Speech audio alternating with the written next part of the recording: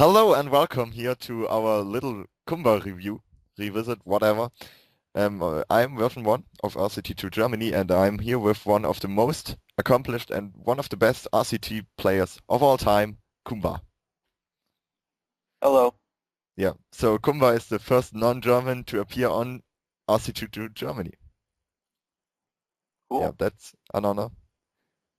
I think it's like Thank you. I think it's like winning 5 or 6 spotlights. I don't know. I've won one and a half. Yeah. I'm not sure how this stacks up, but it is an honor. It's good to be here. Yeah. But I think looking at Kumba, you can count this as a spotlight too. True, it did set the record for highest scoring Yeah. design, and I'm very proud of that. It took me so many years to get it right. I mean, with the screen name Kumba, you have to know that I'd always been thinking about doing a recreation of it, and it took me a long time. There were many attempts before I finally got on track, and what really did it for me was the custom scenery. Once I really got the hang of doing that, and and it wasn't just my own ability with custom scenery. It was different objects that were released along the way. Mainly the supports by Tune. Those were a huge help, and that's what ended up enabling me to finally get it right. Yeah. I think let's first talk about your own connection to Kumba because your username is Kumba, your best design is Kumba. There has to be something there, some hits. Also, my cat is named Yeah. Kumba. So there has to be some history, some kind of history. Well, it's just always been one of my favorite parts, and the reason why would probably be because when I was in school, we'd have lots of day-long field trips to Busch Gardens, and I was always amazed by this coaster. I just loved the look of it, and historically, it was pretty much the first B&M coaster to do multiple inversions and have a large sprawling layout, and now basically every other coaster they have made in that style is just totally based on Kumba and what it did. So that's my attraction to it. Now here's the funny thing is I didn't ride it until probably like 2004 or 2005. I actually always had been afraid to go on, especially looping roller coasters. So I was kind of at an embarrassing age when I finally did ride Kumba for the first time. But it was a lot of fun the first time I went on it, except when we got to the top of the lift. You know how they have a security camera up there? There was kind of a wasp nest right there. So there were a bunch of wasps buzzing around that kind of did not help the experience. But other than that, it was pretty good, and the wasp didn't sting me. So I decided I'd go with that as my screen name. Yeah. Yeah, but I know the feeling about the first drop. It's a little bit like when you got on a big coaster for the first time, it's like you are very nervous, and at the end of the first drop, all is gone. Mm-hmm. I have this feeling. I had this feeling often lately because I was kind of getting onto even scarier coasters, so to say. So first a little mega coaster, which isn't that scary because it's a very smooth and family kind of ride. And afterwards a B&M mega coaster and yeah, a little bit higher and Right. everything. And after that the G-force, and after the G-force I have no nervousness at all at any coaster. Not even on the X2 because the G-force is just so intimidating. Right. Yeah, but this shouldn't be about me. Kumba, I mean, it is one of the, as you said, one of the first Beyond and Hypercoasters, and so for all of us who weren't at Busch Gardens yet, how is it? Yeah, how is it? Is it Oh, you mean the atmosphere? not just no the ride? I think at first. Oh, it's great. I will say, and it seems to be on all Cobra rolls here. your head gets rattled around a little as you go through the second inversion on the Cobra roll, but otherwise it's really smooth. And my favorite part's always been the helix at the end. That's why I did a double helix on Son of Kumba. But for the sake of this interview, let's never mention that design again. But yeah, it's really, really fun. I guess you've never been on it, No? right? Okay, well, go on Yeah. it. You said you might go to Busch Gardens soon, so if you do, make sure to go on it at least 3 Yeah, times. I will. And usually the line isn't too bad because it's all the way in the back of the park. Yes. So you can usually go on it about every 5-10 minutes. Yeah, I think that's a little bit funny about American parks. I've been to 2 amusement parks in America, and they are both had these little spaces where nobody was. In Magic Mountain, it was the way to the path to Scream and Colossus. There was nobody. I had to wait 30 minutes for X2, and it was walk on for Scream. And in Universal Hollywood, it was kind of the same with the lower lot. Right. So, yeah. So I assume Kumba is aging quite well. Yeah, they recently repainted it, but otherwise, it's pretty well maintained. They have a good staff there. I got to meet plenty of them when I was kind of, doing my investigations for the recreation. I, Yeah, they got some good people there, and they take good care of it. I just can picture you running around the bushes and photographing every little square meter of Kumba and its. Yeah, that's one thing while I was there. At one point, I took them a picture of Kumba, you know, and it was like the design, of course, that we're talking about now, but it was about maybe 60% finished. I was like showing them, hey, I'm working on this thing. Maybe I can get like some access here or there, and they actually said I could when the park closed, but it just so happened that I was going to have to leave a few hours before the park closed. So otherwise, I would have had greater access to the maintenance bay, where they store the additional ride trains, which would have been pretty cool because that area was really kind of a mystery. There was pretty much no way to get a look at that back area where the end brakes is, Yeah. just right after the helix.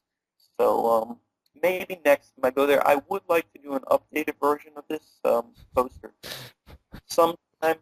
I'm not sure when. There's a few things on it I think could be better. So maybe someday, maybe in the Yeah. next year or two, I I'll mean, get around. the time passes on and better things are made, Right. like CSOs or stuff.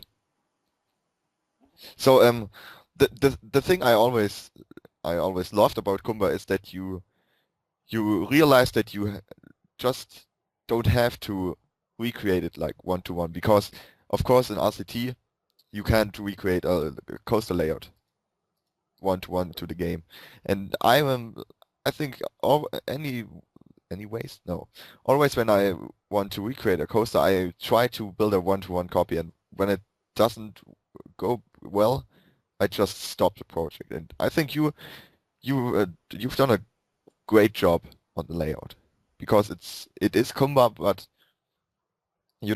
some things are not that perfect from an RCT side, but they are perfect for recreating Kumba. Yeah, there were compromises I had to make along the way because you can't actually do a diagonal large loop. Yeah. You can't do the diagonal dive loop and diagonal camelback. I mean, actually, very few of the elements are actually in the same spot, pretty much, as the real coaster. But there's a few things. The interlocking corkscrews are pretty much exactly as they should be. The Cobra roll, pretty much exactly as it should be. But yeah, those first 3 inversions, I really had to compromise on. But I think it worked out pretty well because as I was going along, and placing things like when I place that support right before it goes into the interlocking corkscrews over the path behind the garbage can, that turned out to be in the exact right place. So it was like when I got to that, I really realized that, I did find a working layout. And the layout was controversial the whole way through. If you look at the advertising topic, I was running as it was under construction. A lot of other people posted their layouts saying, no, you should try it this way. And the most challenging person was, of course, Pathage, who was pretty much the king of realistic park making, undisputedly. And he suggested, of course, do you remember the diagonal station layout he suggested?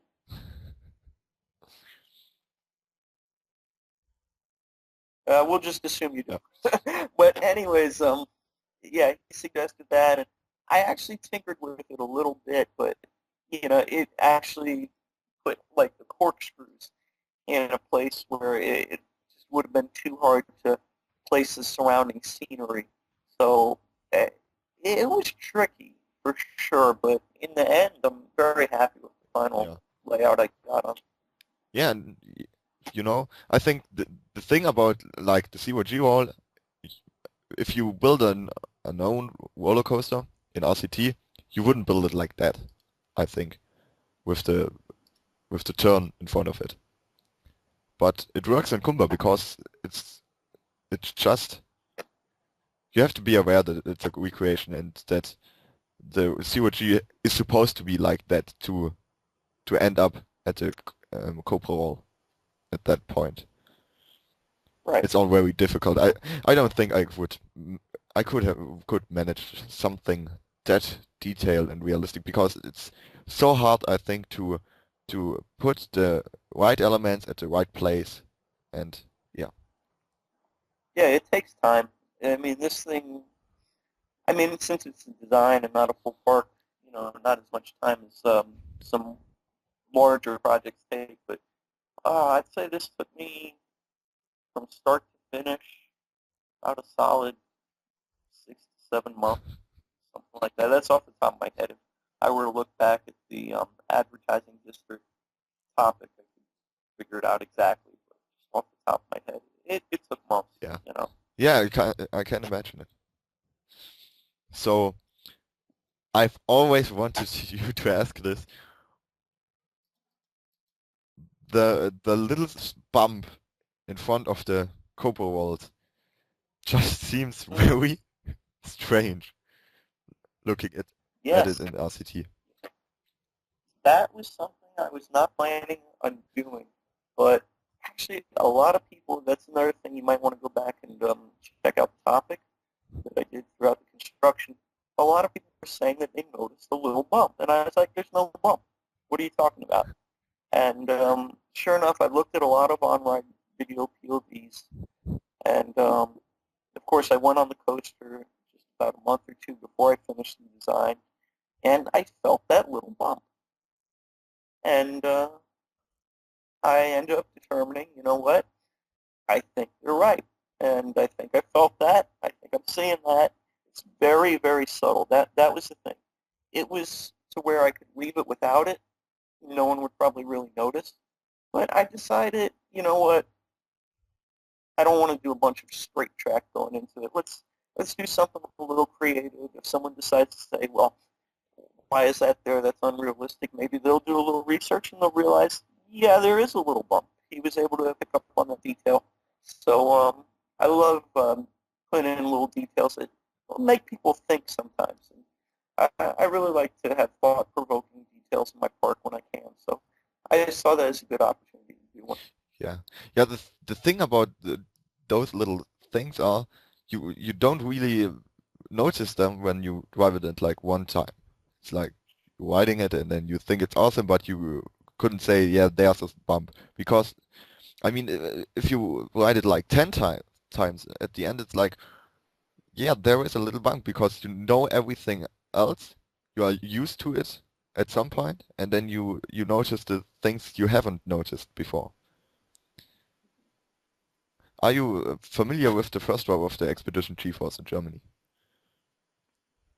No. It's like fact, I should tell you, I'm actually really not an expert on real life roller coasters at all. I think I've said on New Element a few times that I'm an expert on roller coasters when it comes to the back Congo section of Busch Gardens, Tampa. And that's it.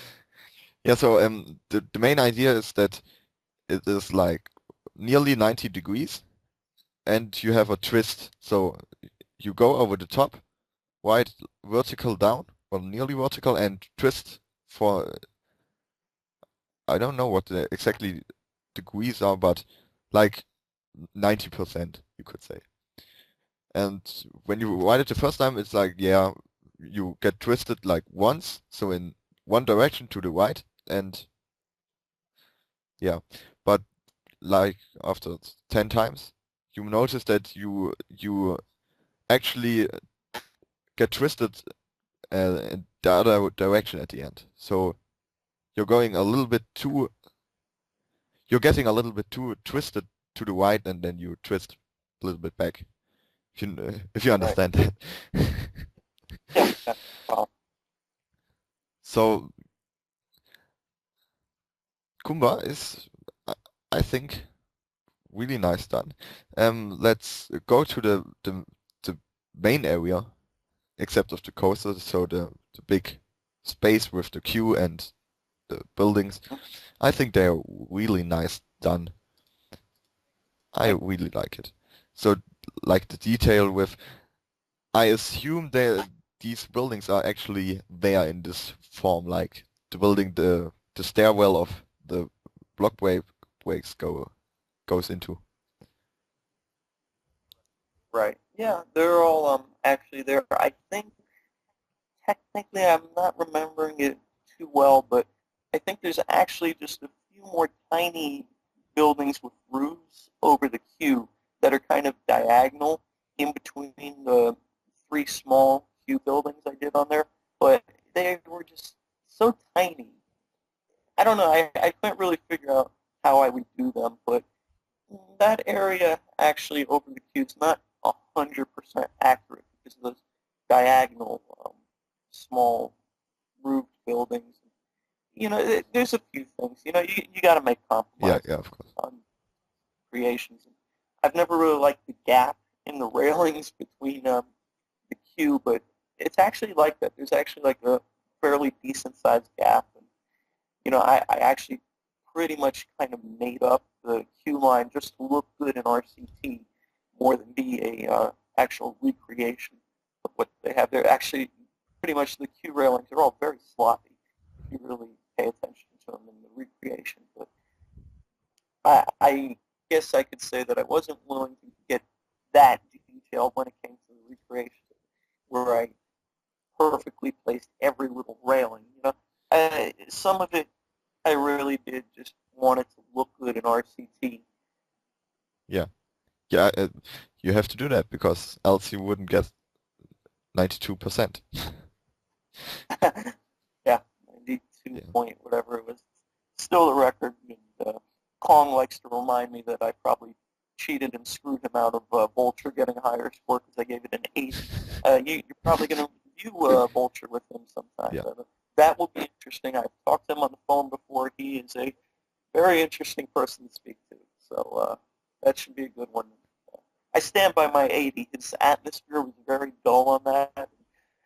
Yeah, I got a disc Kong of it on this just to bug him a little Yeah. during the interview. So Uh, yeah. so let's talk about the thing I almost like most on the whole design. It's the working Congo River Rapids because Oh yeah. there are not that many builders um, who want to build peepable. I love it when parks are fully peepable, and in this case, I mean, the rapids go out of the map, and yeah, and they are peepable. That's really cool.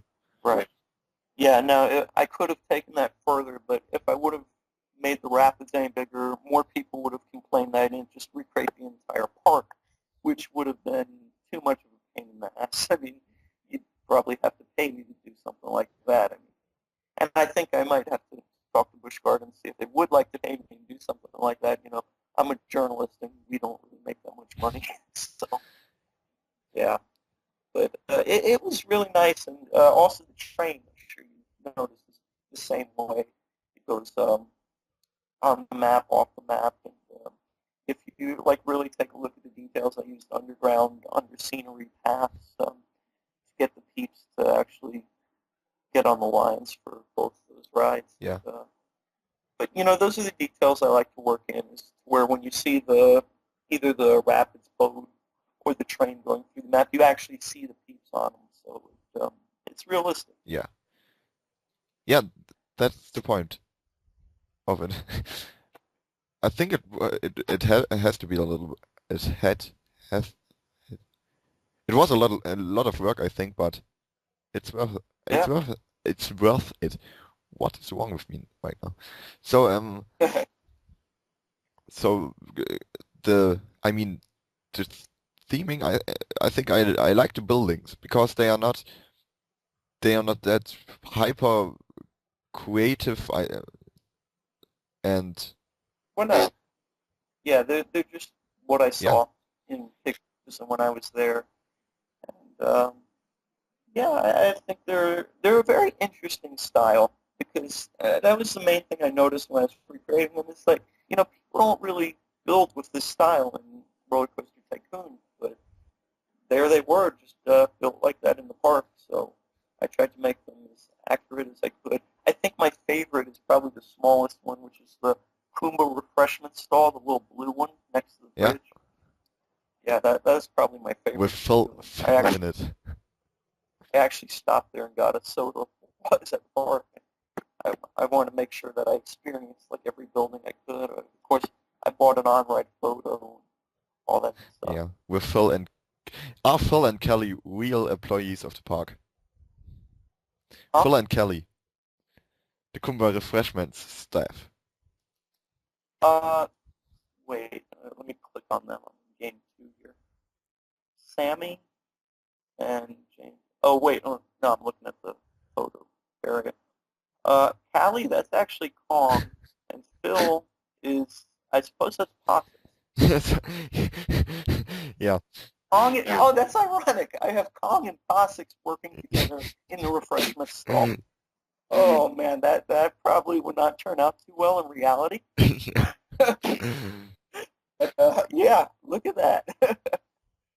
So, yeah, I guess this is an unrealistic design Yeah. now.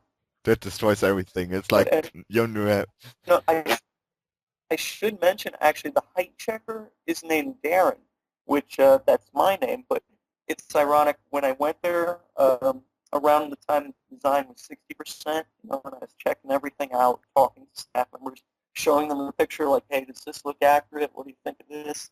I like picking people's brains when I can, and they're going to know more about it than anyone else. Actually, when I got there, the height checker guy was actually a guy named Darren. He didn't quite look like me because he was black, but it was a guy named Darren with his name spelled the same way. So I thought it'd be funny to have the height checker named Darren. And then I have a staff member ride op somewhere named Kumba. So that's actually me. The height checker guy named Darren is not me. It's a African-American staff employee of the park.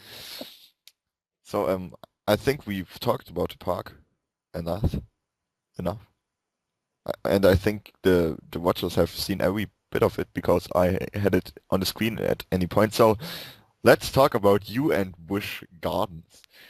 I mean, I assume you have some kind of, yeah. Do you have a season pass? No, I don't. In fact, it's unfortunate I don't end up going to theme parks as much as I'd like. As I mentioned, I'm a poor, struggling journalist, so the money to go there, it's always going to be at least like $100, and then Miami to Central Florida is always a couple of tanks of gas, so the price adds up. But I have been there a couple of times. Do I have a season pass? No, but fortunately, I have a friend who you probably know quite well through his parks, Cedar Point 6. He works for the company. He was able to get me a half-off ticket, which really helped. In fact, yeah, when I was 60%. I met him, and we spent some time in the park. I think we went on Kumba together. In fact, yeah, there might be an on-ride photo of him and his girlfriend all riding Kumba. I'm sorry, I completely forgot. He was there too that day, though he did kind of just kind of diss me and go off with his girlfriend a few times. But he did pay a little attention to me, which was nice because I was pretty much there on my own. I think I met up with my cousins too that day because they have season passes. I have some family that lives in the area, and that's how I was able to save some money, as I just stayed with them.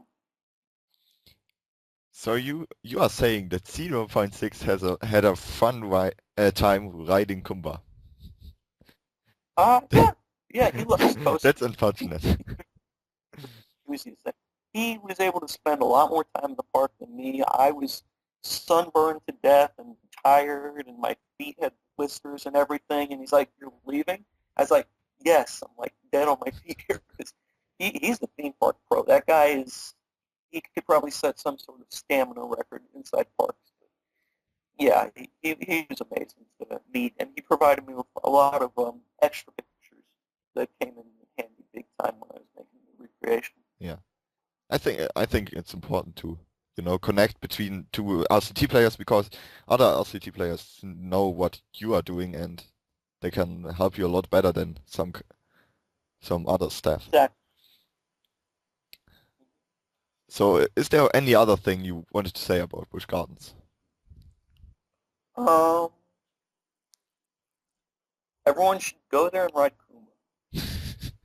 Yeah. Yeah. As I told you, I will next year. You have to. Yeah.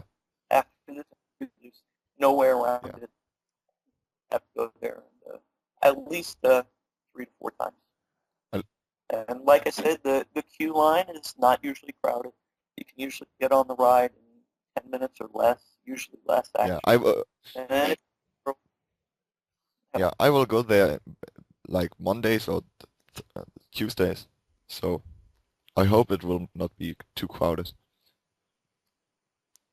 right.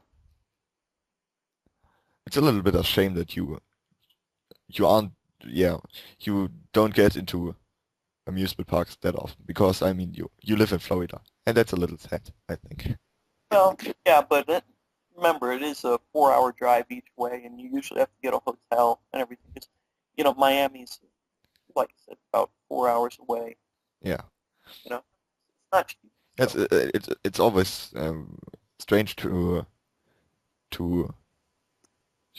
get to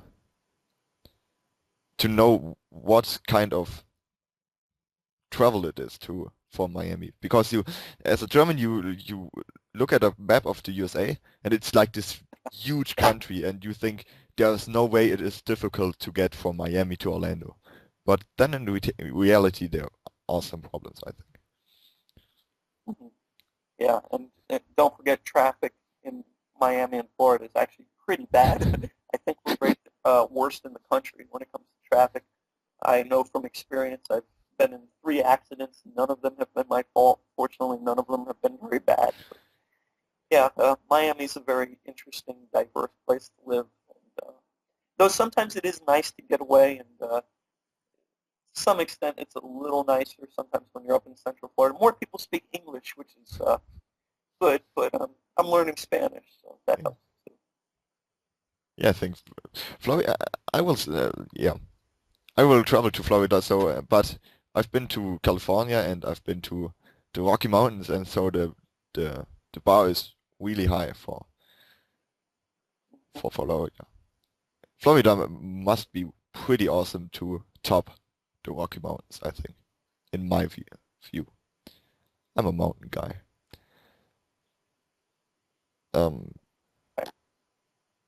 So yeah, let's talk about your RC22 career. Okay. When did you actually, or not when, but how did you actually start to get into this kind of professional RCT playing? Well, professional. Well, let's start from the very beginning. I mean, I first got interested in RCT when I saw the commercials for the original game when I was a kid. I think it came out a little after the summer of 1999. and I actually got it on Christmas Day, just before the new millennium. So I got started playing then. I did all the scenarios like all the knobs do. Noobs, knobs, whatever. One's on a door, the other's a weird slang term on the internet. But anyways, so yeah, I got into it then, and I think it was when I was my junior year, no, senior year in high school. I was just bored in the computer lab, and I started looking up websites, and that's when I first started to notice the really cool things people were doing online with the game. I probably went to Danimation at some point. I think I even had a neighbor that was a member of Danimation. Unfortunately, I don't remember what his member name was. But, I got to look at some of these parks, and I will admit that I kind of just got away from Roller Coaster Tycoon for a while. But then I was actually going to college for the first time. I've actually been to 3 colleges. This was my first when I actually moved away, a lot closer to the theme parks, up in Gainesville, Florida. That's about an hour north of Orlando. And I was living up there and going to college, living in a dorm. And I knew that RCT2 was coming out soon. And it was funny because I heard on the forums, I was a member of the first forum I ever joined was, I think, Tycoon Planet. And people were saying that the game was coming out early. And I actually was able to get it 5 days before the actual release date. Because Target up there just had it on the shelf. And you may have heard that they had that weird error where if you did take it up to a counter and try and purchase it before the actual release date, it said, like, you must be 99 years old to purchase. That's true. And they actually had it say that, but they knew the actual price on it, so I paid with my credit card. They did some sort of thing to make it go through, and I got the game early. I skipped my morning class, which I don't do that anymore, but I was a little reckless back then. And I was like so distracted by wanting to play the game later. But anyways, despite that distraction, I decided, well, I want to make some effort at college here. So I attempted to go to my second class, and in the process of being distracted, I actually walked into the wrong class with Roller Coaster Tycoon 2 in my backpack. So, yeah. So, yeah, then I ended up going, playing it for a while, and I only made like 1 or 2 new parks before doing my first real park, which was actually I guess, my first attempt at making a solid park to impress people was a park called DC versus Marvel. I don't even think it's on my profile at New Element. I did that one. Then I did Miami Amusements, and then I did the original version of Dimensions, which was my first ever New Element runner-up, and I guess the rest is sort of history. Yes. I hope. I hope yes is an appropriate answer because I didn't quite understand the last part, but I do have a good resume, I yeah. guess. I mean, it was pretty cool. I won that Park Maker of the Decade, which was that's a heck of a reward to win. I mean, in that whole decade, I only won Park Maker of the Year once, and it's like winning 10 of those. So that was pretty cool. Yeah, and you are the second place in the Hall of Fame. Well, first in the U.S. and first at the game I played, RCT2, the more popular one. But yeah, Nate Locks, I'll pass him sooner or later. They don't update the stats enough, and technically I don't even have all my parks in there. But yeah, it'll be cool. I'm not too obsessed about it, but if I do ever get that #1 by my name, it would be pretty cool. But I still have a lot of respect for Nate Locks and everything he did. And who knows, Rumi is like right behind me in the points. I have great respect for everything those guys did with their original version of the game. It's really remarkable. And I'm actually working on that design called Musket, which is all Roller Coaster Tycoon 1, movie landscapes. LLLL, as they love to say, long-lived loopy landscapes. So I like to pay homage to that when I can. I did that one monthly micro with it. Yeah. I mean, when you just mentioned it, so let's talk about it. The monthly micros, they sound like Yeah. fun. Well, I hope they're fun. It's an idea I had going back to when I was an admin at New Element. I came up with that micro madness, which was not just monthly contest, but that was like a massive tournament, and I just thought it'd be a good idea, to let people have some fun, build on a small map where you're not going to have to worry about a deadline when it's 10 times 10 or 15 times 15 up to, I think, 25 times 25 might have been the limit on that. I don't remember off the top of my head, but I thought it was a good idea, and I'm really glad it caught on because it's actually been a few years since we did monthly micros, but when we did it in 2010, I was very encouraged. Every month we had a really nice entry win, and I'm really looking forward to having it start up again next year. Yeah. I promise you, you won't be disappointed by my park. I think I will submit something, but I'm not that good of a player, and Yeah, everyone's gonna probably submit at least one thing. I hope. Well, maybe not yeah. everyone, but I think I'll do at least one or two on my own. I really want to do a duo with somebody. I mean, there's a lot of great park makers I've been fortunate enough to work with, and a lot that I still want to work with, like Turtle, Liam, Kong, even Pacific Coaster. I've worked with Robbie a little, but it'd be good to work with him again. Cedar Point 6. Never worked with him directly, and I've met him, and talked to him on the phone plenty of times. So I definitely want to work with a lot of people. Working with people is a lot of fun. Yeah, A lot of fun. I would love to see a duo of you and Pacific Coaster, because Pacific Coaster just blowed my mind with Disney's American Waterfront. Yeah, he's like my favorite new. I mean, he's not that new, but you know what I mean. I have one little problem with that park. Hmm? You should know what my problem with that park is. Yeah, It being yeah, you lost against it. my park. I spent months on Rawling versus Tolkien. I mean that's really the more incredible park that no one realized. Yeah. And they even ran me over with a truck in that park. I mean, why? It just killed me metaphorically and almost realistically too. But yeah, no, I'll give them a lot of props. That it was the better park, and at least they went on to win the contest. And but hey, I've won two, they've won one. We'll have to see how they do. But a lot of respect to them. They were a great team, and they were the better team. They won, and I look forward to competing with them again. And I just can't see you winning the next head-to-head. It's been a while now, I think. Oh yeah. It's a great contest. I'll give credit to the founder of New Element, Iris. He came up with it, and it's really the best contest idea the site's ever had.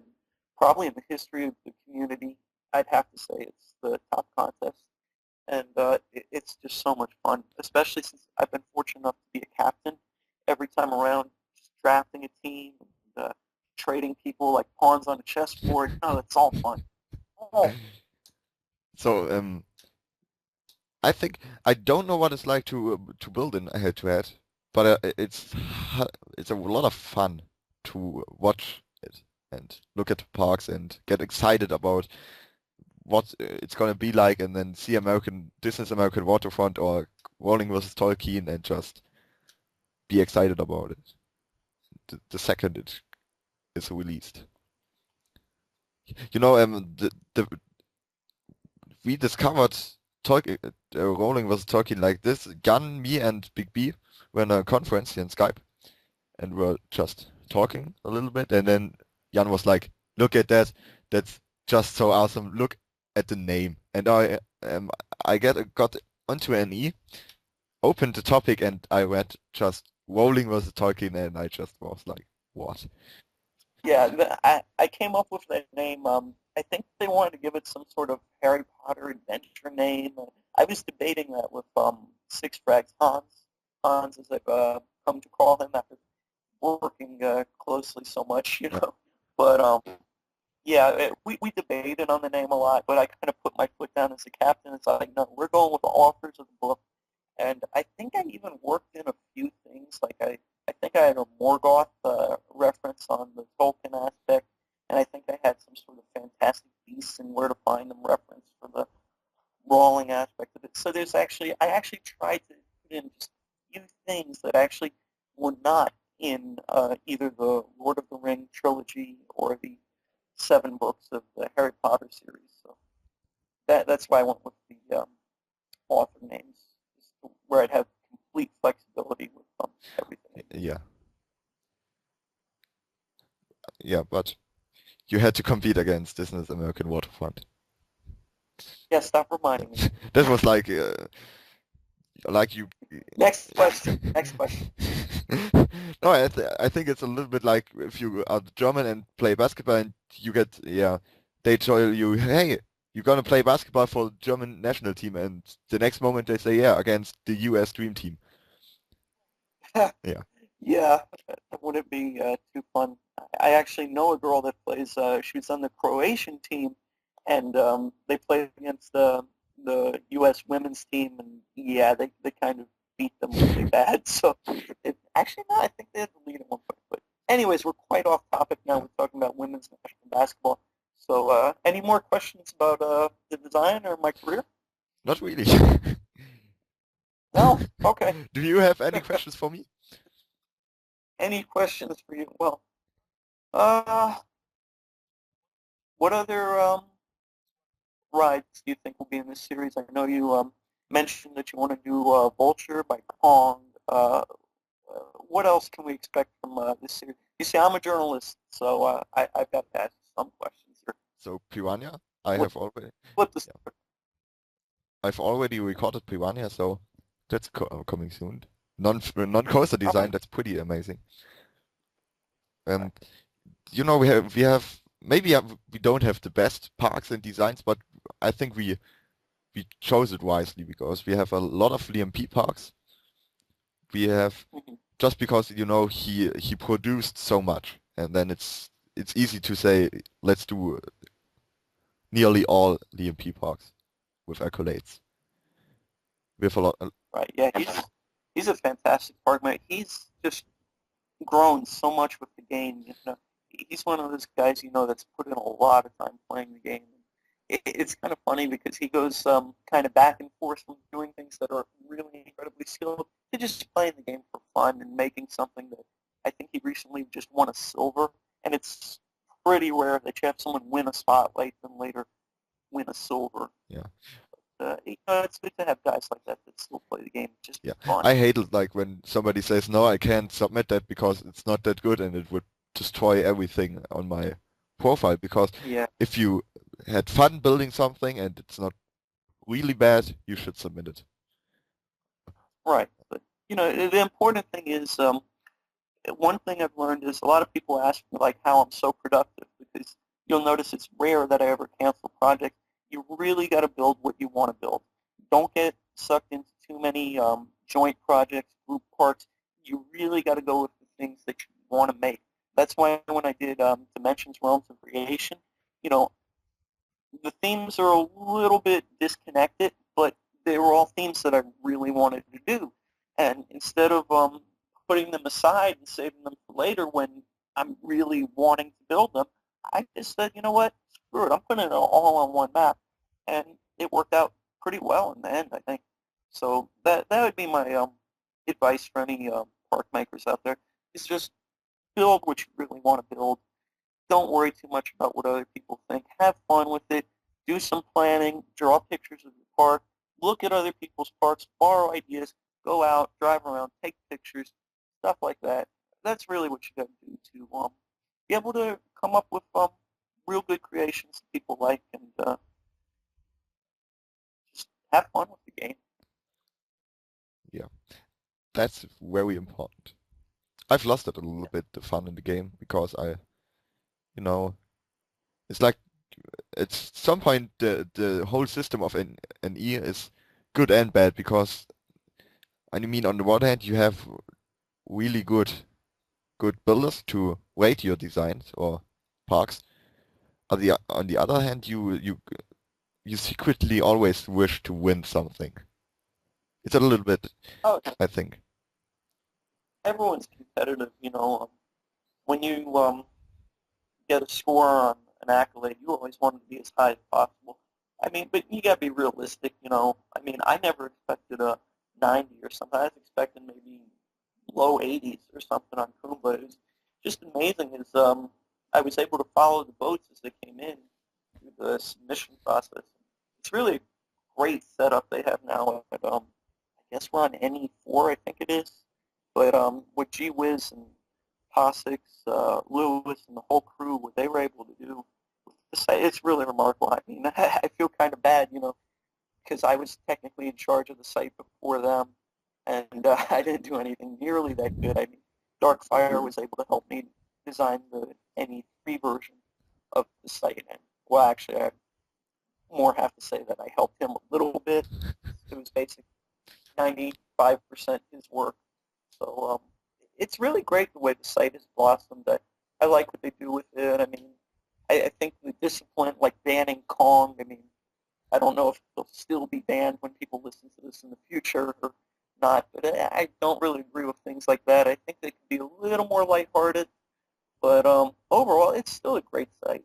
And yeah, I like what the Accolade panel does. I wish guys would be a little nicer with the scoring because I think that one thing that a lot of people that judge parks don't really consider is the time and effort that people put into Yeah. these games. And I really think they should show a little more respect for that when giving scores. I mean, I've seen scores that are just people giving guys. I mean, it's just mean in my opinion. But yeah, it's a great site, and it's just really a great community that we've had for it to stay together. It's been over 10 years of Roller Coaster Tycoon, and you still got fantastic parks. Yes, Fine. that's really impressive. I mean, you are one of it's not one of the longest or one of the oldest members from the time you were on NE, but maybe one of the oldest who are still active in. No, there's older people. Yeah, Trust yeah, me. not about the age, but of how long you've been on, because it's a little weird to see that most of the old, not the old builders, but of the builders from like 10 years ago or from Loopy Landscapes times, they've just gone, and it's a little bit sad to see that. Right. I hope it will not happen with you at any time soon. No, I've still got some things on my sleeve. I don't ever really see myself like fully retiring.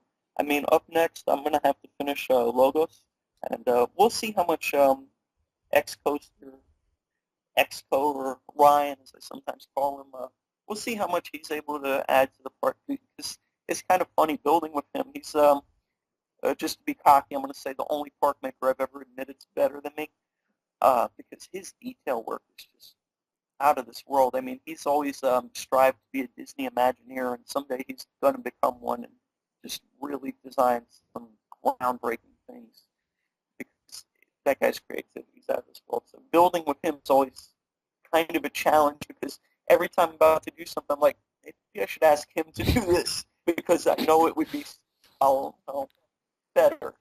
I mean, we're close skill-wise, but no, he's better. And that park I'm really excited for. There's a lot of anticipation whether it could get a spotlight, even though it was an H2H park. Geez, it's almost 10 years old, this park, going back to 2004. But yeah, I'm very excited about that. And after that, I'm probably going to try and finish up the LL design, Musket, get some more cameos from some of the great LL park makers. I'd like to get one from Rumi, and I'd like to get one from Karate. How do you say that? Pirate? He's Korean, so who knows how he actually says it. But and it's great to see, a Korean park maker that's pretty much become one of the best guys in the game. What he did in H2H5, or was it 6? Oh, it was 6, jeez. But it's amazing. We're getting people from all over the world. I had an Australian park maker on my team. That's really cool. We got German, Dutch guys. It's just great to see all the different people from all around the world that play the game. Yeah. And I think it's very cool that it goes down on just one forum, I think. Only on New Element, because on other games it would be on English and then German and Dutch, and then they would like get together in on emails or something. But in RCT2, it's the whole community is much more compact to this one site, I think. Yeah, sure. And it leads to something like this. I mean, I'm a German guy interviewing one of the greatest park makers of all time, who is an American. Wait, who? Mala? He's here? Yeah. Mala right there. I mean, Mala is pretty amazing. If I could list some of my favorite park makers, I'd have to do it off the top of my head. I'm not looking at anything right now. But yeah, Mala is really inspirational. I've even talked to him over email a couple of times. You may know he's like famous for never posting anything at any, and Toontown or Toon, as he later changed his name to, he's just great. It was so nice. He did the Wooden Nightmare roller coaster in DRC, and there's just so many great park makers that have really influenced me. X250 Turtle, who I think I mentioned earlier, he's just a legend. I think he somehow came in second to me on the Park Maker of the Decade thing, but if he or CP6 would have won it, I would have had nothing bad to say about it. Those guys are just incredible what they do. I want to drop some more names here, but I'm drawing a blank. JK, both JKs, good friends, guys that I've worked with before, the British one and the American one, who is still a mainstay in my fantasy football leagues, which actually that's why I'm taking a break from park making right now. I actually have not really built anything since Drawing versus Tolkien, because I'm pretty into fantasy football, and I do good at it. Coming into this season, I've done 15 leagues, and I've won 8 of them, so I do pretty good at it. Sometimes I win a little cash on the side. Don't know. I'm not 100% sure if that's legal. But let me say this, you're a pretty decent RCT builder too. It sounds everything a little bit like, yeah, he's great and I'm good at fantasy football and he's great. You are pretty great too. Yeah, I get by. I mean, you did do Kumba. I get by. I mean, I lost 2 H2H contests this year. I had like a 5-year win streak in contests until then, but I don't know. Maybe I'm finally starting to fall off the face of the earth in park picking, but hopefully I'll be able to add some more accolades in the upcoming years of my career. Yeah, and maybe the head-to-head 7 championship. That would be nice. That'd be nice. I'd like to get a 3rd one. A little bit like Kobe Bryant and, No. We'll go with Wade and LeBron. Yeah. I'm sure you know of the Miami Heat. Of course, I'm a basketball fan, and so I'm pretty good. It doesn't matter what country you're in. Everyone knows they're all. What I think it's more like Kobe, like he says, I want to have 6 titles to be as good as Jordan. I don't like Kobe. He's really cocky. He hogged the ball, scored 81 points, then was accused of rape. So, I'm not a huge Kobe fan. He has something entertaining about him. Well, yeah, he's a good player. At least he helps us win the gold every 4 years. So. I don't like the Miami Heat, or not the Miami Heat players, but only Chris Bosh and LeBron James I don't really like. Well, that's your opinion. Opinions are never wrong, except that one. But, that's fine. No, it's a team everyone loves to hate, and I don't blame you. I mean, I've always there's an American baseball team, I'm not sure if you're familiar, the Yankees, that for a long time, finally they started to play terrible, like they would sooner or later, but they used to win the World Series all the time, and it would drive me crazy. So I can perfectly understand people disliking the Miami Heat, just going out and grabbing all these star players. Yeah, We're off topic. We went to basketball again. yeah, it's like a big magnet. I mean, when I talk to an American for once, I have to talk a little bit about basketball, at least. You play basketball? I've played about a year, but I'm not really good. I've always been a good shooter. I'll actually tell you a short story. There's a player on the Miami Heat, James Jones, who won the three-point shootout a couple Yeah. years ago. Go to the University of Miami, and I would go to basketball camps there. One day after the basketball camp, I rebounded for him for like an hour. And finally, after all this rebounding, I said, hey, I'd like to shoot a little too, and I know you got to practice. Why don't we play a game of horse? I put 4 letters on him at horse. You got to put 5 on someone to beat them. I almost beat him. If he would have missed this one shot, I would have beat James Jones at horse. I was like 15 when he was a college basketball player. So I've always been a good shooter, but the rest of my game is not too athletic. So, but yeah, but I'd just go ahead and point out that I can do some things away from the keyboard, AFK, athletically. Not just like some fat guy that sits here and plays games all day. I'm a fat guy who can shoot a basketball too. Maybe you're a fat guy, just standing in the corner of the court, just. I'm not that fat. Lose a few pounds, but no, I'm not actually fat. Yeah, we're not doing a webcam. Yeah. No one can. I like to keep a bit of a mysterious aura.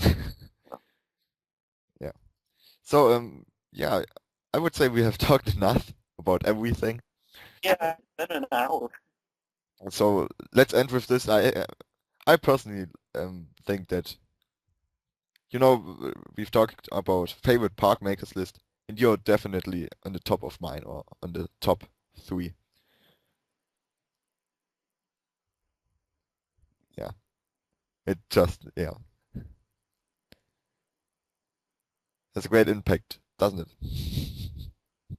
Yeah, it's an honor for everyone to be so into the parks I make, and always looking forward to seeing the new ones. I try to keep them coming as often as I can, but there's real life too, so that's why I've slowed down. I know back in the days, I mean, if you look back at my page, you see like the insane amount of parks I was making in 2003, 2004, 2005. I mean, and then DRC took 2 years, but that came out in 2007. So I've tried to be consistent throughout the years, and hopefully I'll keep the hits coming. I hope so too. I think that's. I don't need to hope it, because it will happen like this. If you're not like bidding, if you don't go crazy and move to Tennessee or Milwaukee and be a weird bearded guy living in a log cabin. Yeah, I kind of doubt that would happen. Yeah, maybe if you I don't win an Accolade, it's like. I went crazy once and I didn't do that, so if I went crazy again, I don't think that would happen. No, I don't like growing a beard anyways. It's kind of sketchy. And the mountains, not really my setting. I prefer the nice warm weather, some palm trees, avocado trees, mango trees, all that stuff. On my screen, Kumba just received the award for being the most beautiful park in the country. Oh, well, That's nice. like perfect timing, because I think let's end it here. It was great talking to you, and an honor, really. I mean, very much. Very nice of you to ask me to do this, and I really enjoy all the things you guys are doing with your YouTube channel. It's really great. For a long time I made parks, and no one ever did anything like that, and it really meant a lot to me, especially when you guys did Rawling versus Tolkien. I got to give thanks, of course, to the 2 members of your team that are not talking with me right now, and one who I even talked to yesterday, MCI, and of course Big B. many thanks to the three of you for everything you're doing. It's really special to me to see these reviews that you're doing because it's something no one's ever done before, and it's just so much fun to watch, especially when you picked my park as being better than Disney's American Waterfront. It was nice that someone did. I mean, only two people actually voted for it, but that was great. And thank you so much. And I was honored to be interviewed by you. So, goodbye.